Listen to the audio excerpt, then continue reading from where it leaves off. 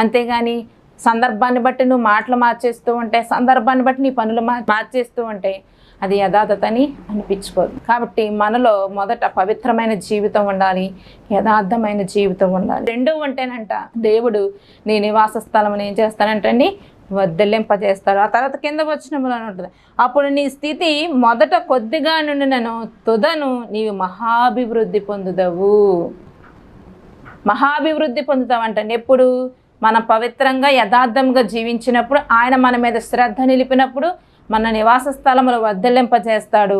అలాగే అప్పుడు మన స్థితి మొదట కొద్దిగా ఉందేమో, తుదకు మహాభివృద్ధి కలగజేస్తాడంట. నువ్వు ఇంకా ఇప్పుడు కొంచెం స్థితిలోనే బ్రతుకుతున్నావేమో, కొద్ది స్థితిలోనే బ్రతుకుతున్నావేమో, తక్కువ జీతంలోనే బ్రతుకుతున్నావేమో, తక్కువ సంపాదనలోనే ఉంటున్నావేమో. దేవుడు అంటండి, నువ్వు యథార్థంగా పవిత్రంగా జీవిస్తానంటున్నాడు. మొదట నీ స్థితి కొద్దిగా ఉంది, తుదకు మహాభివృద్ధి నీకు కలగజేస్తాను.